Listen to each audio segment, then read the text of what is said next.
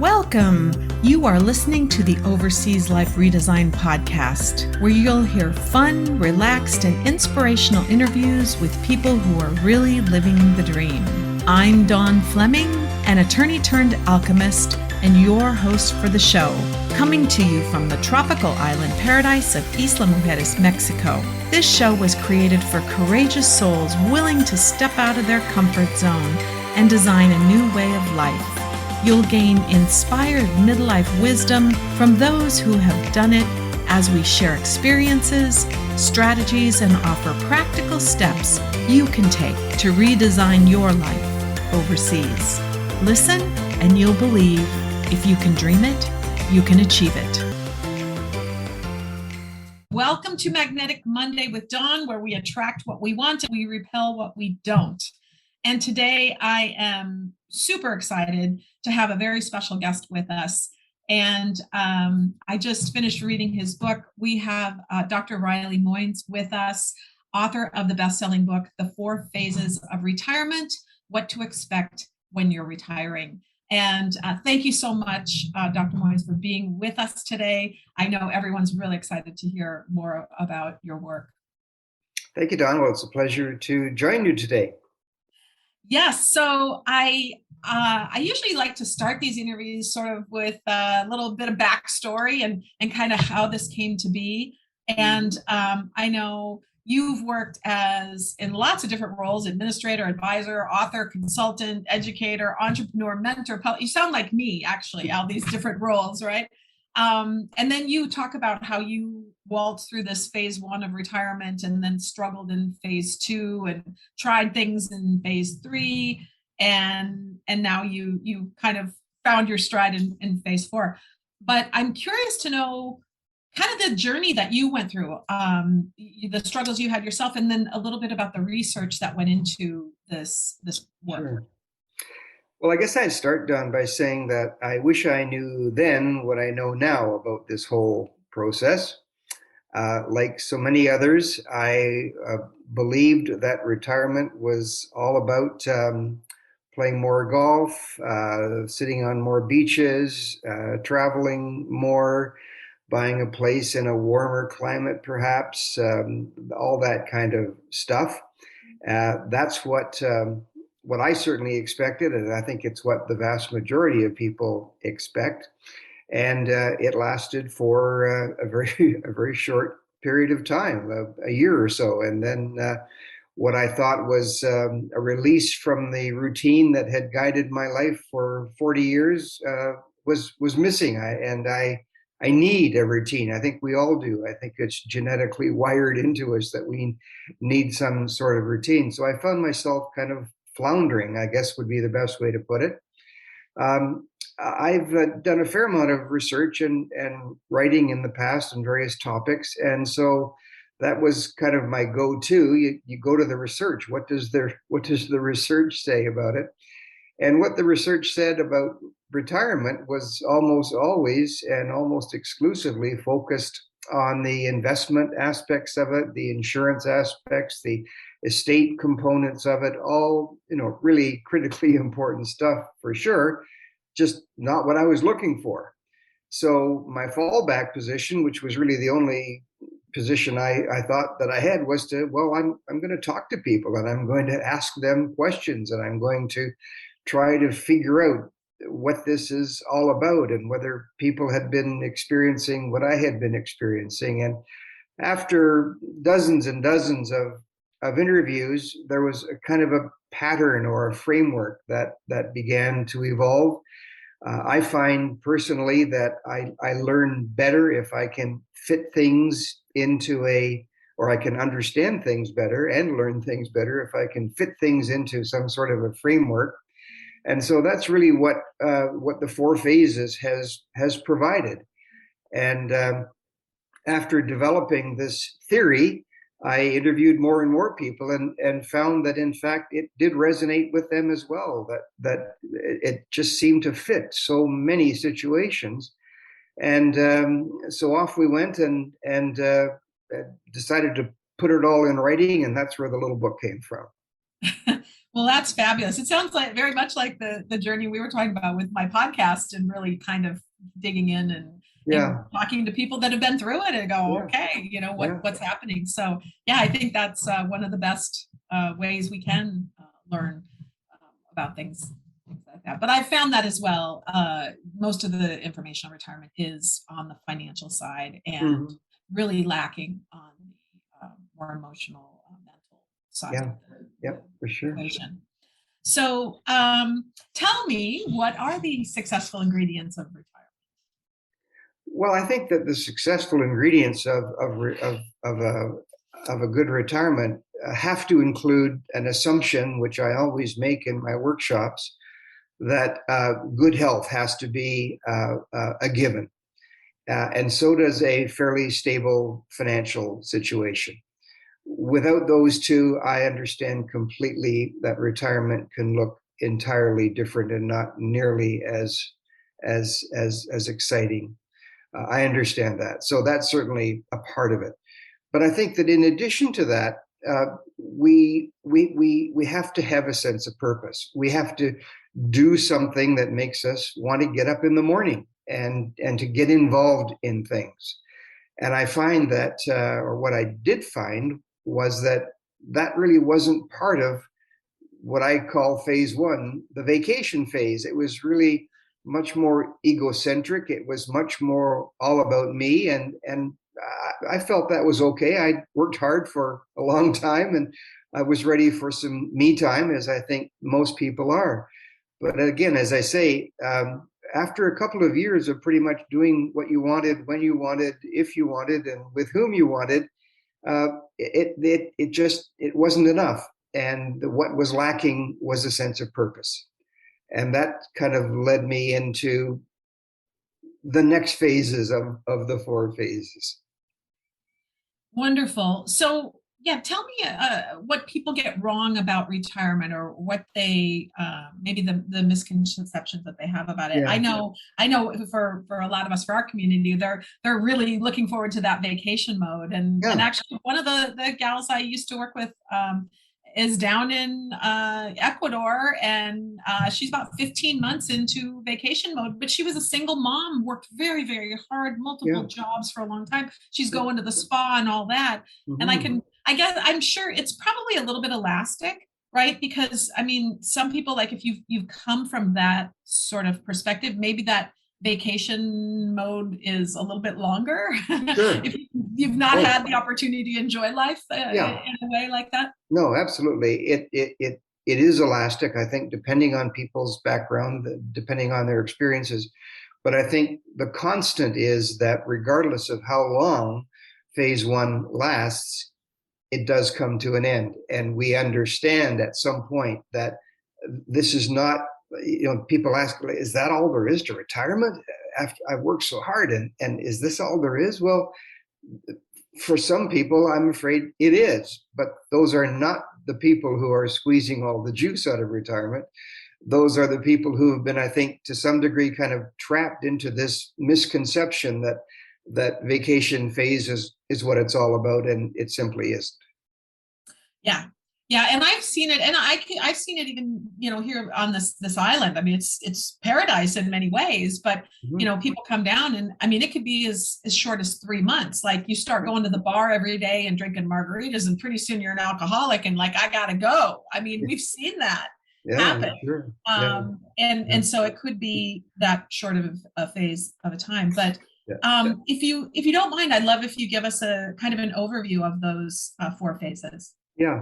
Well, we've talked about phase one and vacation phase, and I think that pretty much sums it up. But at the end of that period of time, whatever length of time it might be, most people, I estimate about 80 to 85% of retirees enter phase two. And phase two is where we feel loss and we feel lost.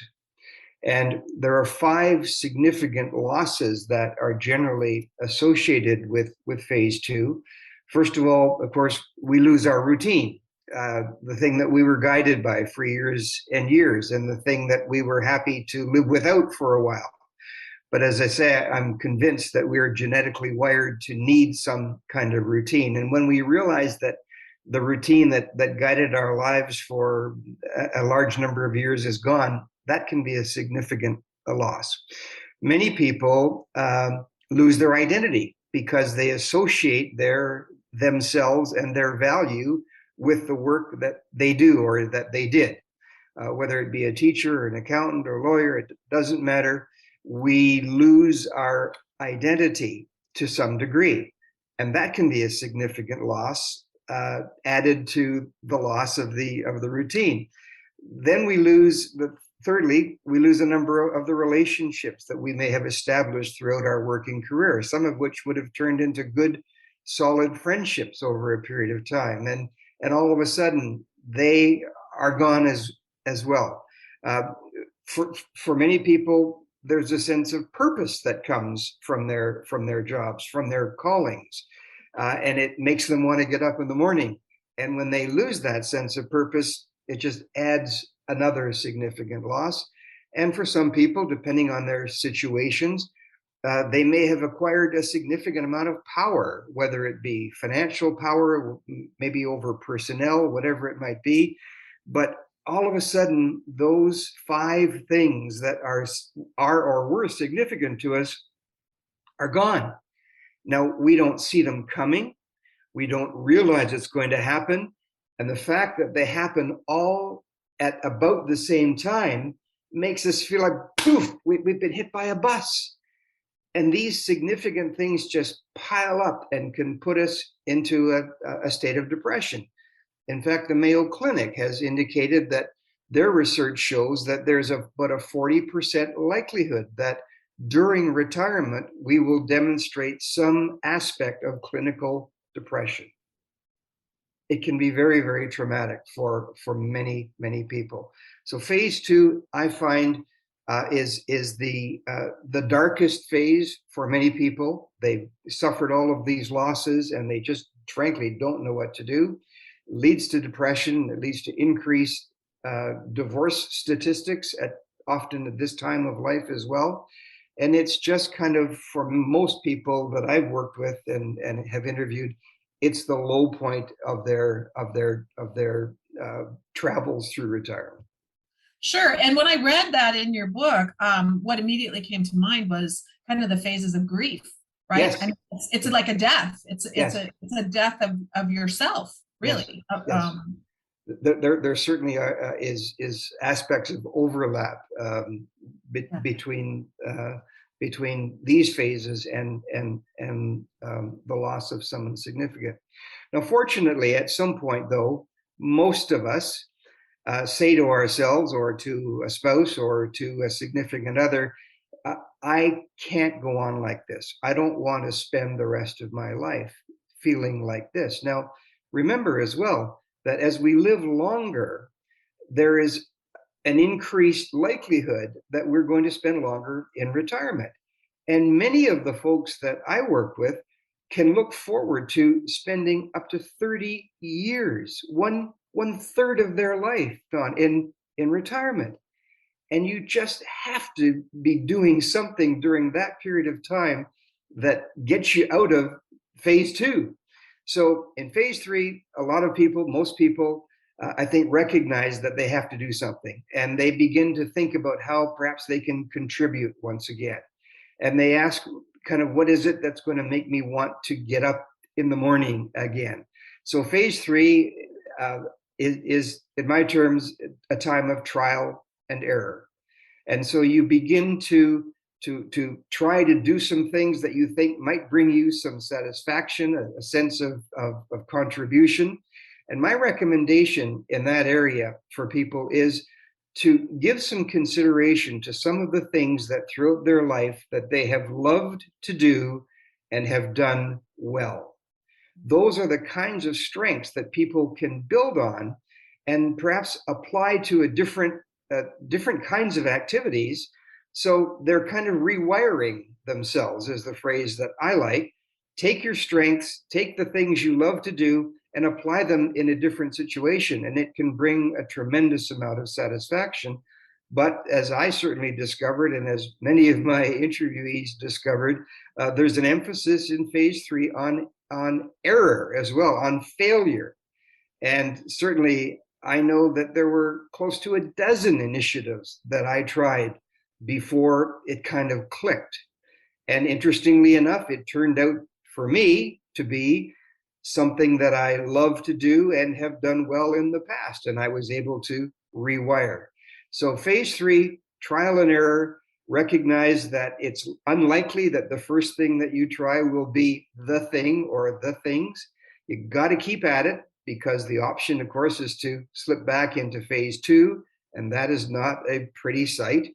So we have to just keep plugging away, trying, looking, seeking, trial and error.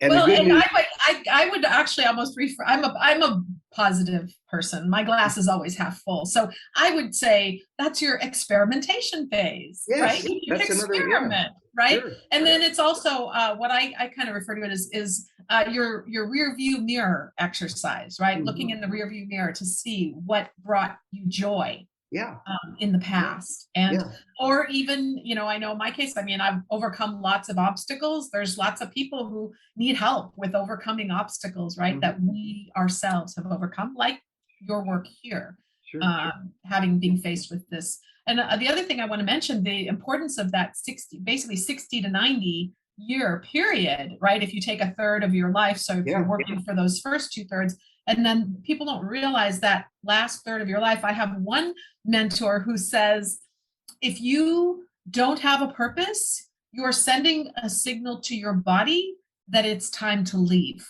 yes, and it will start to shut down. absolutely And agree. so what you were talking about earlier, that health, Yeah, so intertwined yes, with one another. yes, So I'm glad you mentioned that. yeah, yeah. We'll be back in a moment.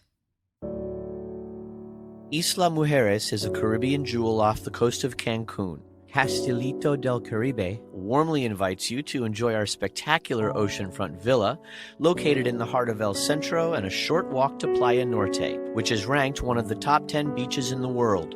With an ocean view of crystal clear turquoise waters overlooking both the Caribbean and Cancun city skyline, we offer a fabulous location for you to enjoy all the peace and tranquility you're looking for on vacation, while also taking in all the excitement the island has to offer, with activities either in walking distance or a golf cart day excursion away. Please visit CastilitoCaribe.com, www.CastilitoCaribe.com. We look forward to seeing you soon.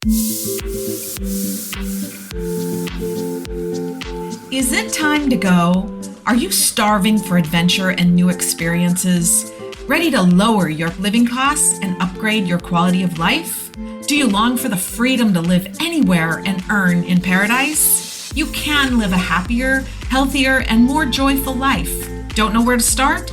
Join us for our free workshop to plan your overseas beta test. You'll walk away with a step-by-step plan to turn pie-in-the-sky dreams into your pinch me, is this real reality, and create a life you never need a vacation from. We'll help you plan and execute your perfect exit. Register at paradiseroadmap.com.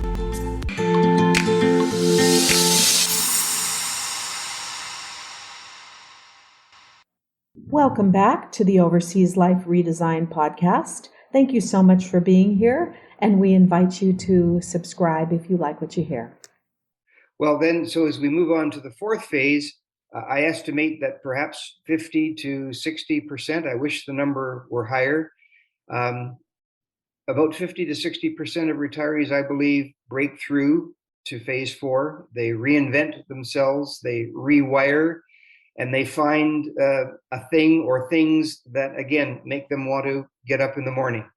And what I've noticed is in the work that I've done that those people are some of the most delightful, the happiest people that I have ever met. It's just like they've got it figured out. They're doing exactly what they want to do.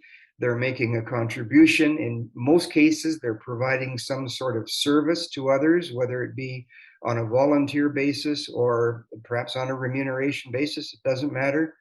But it was interesting that there was a Harvard Business School study that kind of reinforced this idea. It was a longitudinal study that took place over about a 20-year period where they interviewed over 15,000 retirees. And you can imagine what kind of report it was. It was a massive report from Harvard Business School. But one of the key findings was when they said that the unhappiest retirees of all had not gone on to do anything except pleasing themselves. And I associate that's phase one behavior.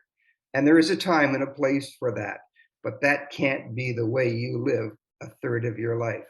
So finding some activities, whatever it might be, I found just brought a smile to people's faces. And as you suggest, the research is showing that with a sense of purpose, we're quite likely to stay healthier and to live longer. Yeah. Well, and using our brains too. I'm thinking my mother-in-law passed about a year ago, 94, long lived, but she would live by herself, very unhappy individual, lived in Newport Beach, California, nice place, in a good position, but just watched the news all the time and really thought that like terrorists were at her door in her apartment in Newport Beach. And then we, was diagnosed with dementia and just, kind of got into that downward spiral. Yeah. And, I just was reading something last week. Another study came out about dementia that was really minimizing the genetic component and really talking about keeping our brains active. It's the activity, it's the learning, all that. So this is so interconnected to our health. And I think people don't really realize that, and how, that vacation mode can really be detrimental to our health and well-being. Having witnessed it firsthand. And the volunteering and the contribution, and that is and it's kind of funny what you mentioned. So I've broken my year program down into 4 components. The first quarter we talk about health, the second quarter we talk about wealth, the third quarter is purpose and meaning, and the fourth quarter is community and cultural adaptation. And so those are really kind of the pillars that I look at that you need to have in place to have a happy life, much less a happy retirement. It's so nice to see that there's so much research being done that is drawing more clearly than ever before the connections that you described, because there's been there's been so little work done in this area, so there's just so much opportunity to learn more and to incorporate some of that new research into your life application. Yeah, and I think I'd like to talk a little bit more about phase 2, because it is such a really dangerous period of time. And then I'm sure COVID didn't help, right, with all of that that trauma. But I can certainly see where the divorces happen, the addictions happen, and people are in pain. They don't know why exactly, right? It's like, I should be happy. And so maybe you could talk about this a little bit. The knowledge is power, I think, if you kind of understand what that going in, right? But we don't get a manual that says, here's what retirement's going to, I mean, your book is really the closest thing I've come across, is the manual. Here's what's going to happen. Yeah. And I think that's really important. So maybe you can talk about that, and maybe even some of the folks you've interviewed, and, how did they, how were they surprised when they got to that point, and B, what were maybe some of the things they did to kind of get themselves out of it? Yeah, well, certainly I guess the key element that I'm hoping that I might be able to contribute to is the idea that for folks who are not yet retired, I'm hoping that my little book might provide them a bit of a heads up, kind of something, a framework that can help them make more sense of it than they might have otherwise. And then for those who are already retired, to help them really to identify what phase they're in. And this is one of the interesting things that I found in my presentations. particularly for the clients of financial advisors. And what they tell me is that after this little workshop, even they are in a much better place to kind of slot where their clients might be on the spectrum, and to be able to kind of have conversations about that they might never have had before. I think the key is a sense of purpose. Those who don't have a sense of purpose, will just find it very difficult to move out of that phase two. My hope is that by understanding the length of time that they're going to be living, to be remembering the things that they love to do and have done well over the years. And then the other element that I add in the workshop is I ask people to think of the five big successes in their life. And we then make the point that many people I find overlook is that the things that they love to do and do well have contributed to those successes. And the same thing can apply as they approach this new phase of their life. Build on the things that you love to do, things you do well, and it can lead to future success as well. People have to be open to that, first of all, and not everyone is. I mean, I've had a small number of people say to me, and I believe that they believe it, that they're in phase one and they're happy to be in phase one and they'll be in phase one forever. All they want is their 10 o'clock tea time and their Manhattan at 5 p.m. and they're happy campers. Well, okay, that may be the case for a small number of people, but not for most of us. Yes. And so have you found people are surprised when they get to phase two? They really are getting blindsided by these reactions, or is it more expected? Yeah. Well, we don't see these changes coming. They're all significant changes, and they all hit us almost simultaneously. So it does feel, and in fact, that the expression "hit by a bus" is one that people have, or run over by a train, or I didn't see that coming kind of thing. It is a surprise for most people, because again, they thought the ideal was playing golf, sitting on the beach, doing this and that, and then to be confronted by something so radically different and to a large degree painful is a big surprise for many people. Mm-hmm. Yeah. And I know you work a lot with the financial planners. Did they give you that sort of same feedback too, that maybe everything's good with the client and then all of a sudden they get cranky, or do they see that too much? No, that hasn't come from most of those folks. It's come mostly from my interviews where people express surprise, and yes, surprise is the word, that everything seemed to change. It kind of turned on a dime. Everything was fine. Vacation phase was fine. And then all of a sudden it wasn't. Mm-hmm. So it comes really more from the direct interviews than advisors. Yeah. And in your workshops, when you say, okay, now we're going into phase 3 and we're going to do this trial and error thing, and it's going to involve failure, how do people react to that? Are they reluctant to do that? Are they, I know, in the United States for sure, we're not taught to fail. Like, failure is not a good thing. Yeah. And so a lot of folks are sort of resist that. If I don't want to try it if I'm not going to be good at it, or if it's not. I haven't had that expressed kind of openly. Okay. I do try to point out to people that through my own experience, and then I can use the experience of some of the interviewees as well, that, even to use the old Babe Ruth statistic, that, the old Babe only was successful 1 time out of 3 at bat. And so there's a very good chance that, you're probably no better at what you're going to be doing than Babe was at what he was doing. So, get ready for it. And I often use the term buckle up. This is buckle up. This is what's going to happen. Be ready for it and just kind of deal with it.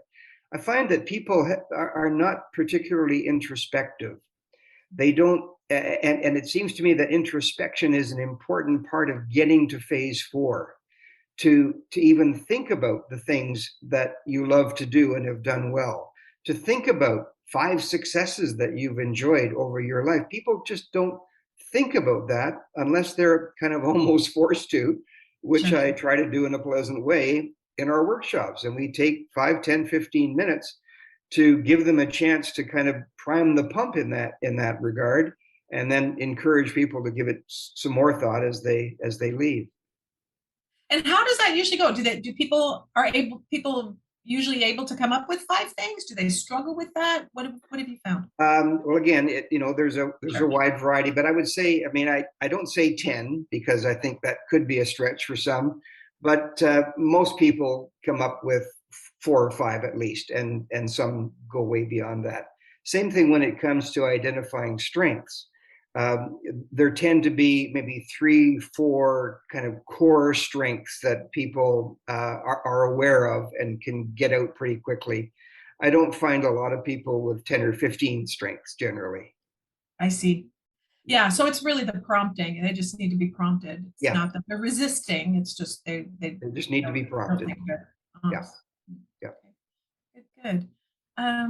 Well, this has just been wonderful. I think you're just spot on with your work and really doing folks a service and providing this framework to kind of understand what happens through life. I always like to end the interviews with this question, and that is there anything that you would like to share that I haven't asked you? Yeah. Well, interestingly enough, Don, I think there is, if I may just take a moment. Yes. Sometimes I'm asked, well, who doesn't go through the 4 phases? I believe 80 to 85% of people do. Who doesn't go through phases, and the 4 phases? And my experience points out two groups in particular. One, entrepreneurs, people who love what they're doing and have done it forever, don't want to quit. What they want to do is to throttle back on the length of time that they're spending at it. So these people, I find, don't go through phases 2 and 3 generally. They figure, well, they, for the most part, love what they're doing. They've done it forever and they're going to keep on doing it, but maybe not as intensively. That's one group. The second group that I find are able to avoid phases 2 and 3 sometimes are people who, through their working career, had developed other interests that were important to them, whether it be as a scout leader or whether it be as a musician in a local band or whatever it might be. These people are often in a position where all they're going to do is spend more time doing the sorts of things that they have enjoyed doing throughout their working career. They don't seem to feel the losses quite as severely because they have kind of something else to fall back on, as it were, or something else that gives them enjoyment.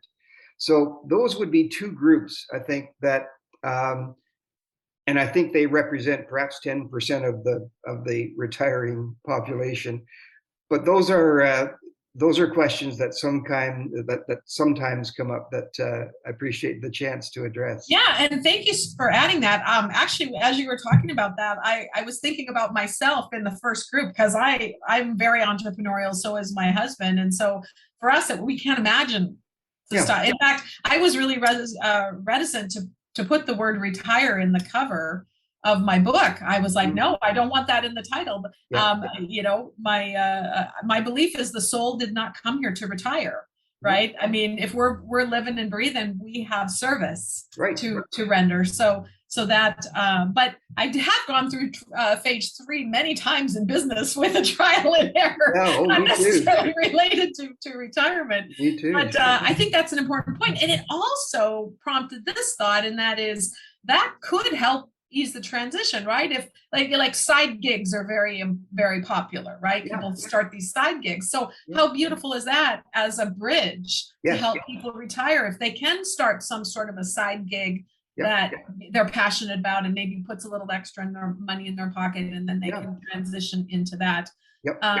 And then same thing with the passion projects that you mentioned, the second group, right? They had these passion projects in addition to what they were doing in their work. And so they just said, well, I'm going to put more focus here. So to me, those are great strategies to try to implement before you reach that retirement stage or phase to be able to make the transition a little bit easier. So good stuff. Awesome. Well, thank you so much for being with me today. Again, I really appreciate your time and your talents on our show. And I know that folks are just going to love to hear this. So before we close out, just if you would let us know if folks are interested in following you or getting a copy of your book, where can they reach you? My website, the4phases.com. is the spot for more information about books and all that kind of stuff, workshops that I present as well. And of course, if they have not yet had a chance to see the TED Talk that you saw, we're now well over 750,000 views, which we're delighted about. I think it says that we've struck a chord in many people's minds. That might be a good place to start as well. But the4phases.com. Thank you, Don. Perfect. All right. Thank you. You have a good rest of the day. All righty. Bye for now. This episode of the Overseas Life Redesign podcast was brought to you by our sponsors. Thanks for tuning in. Did you love this episode of the Overseas Life Redesign podcast? Then please subscribe to our show and leave us a nice review. It's very much appreciated. We also invite you to become part of our Overseas Life Redesign community on Circle, where you can join us live for these broadcasts. Visit opats.com, that's OPATS.com for details. Thank you for listening.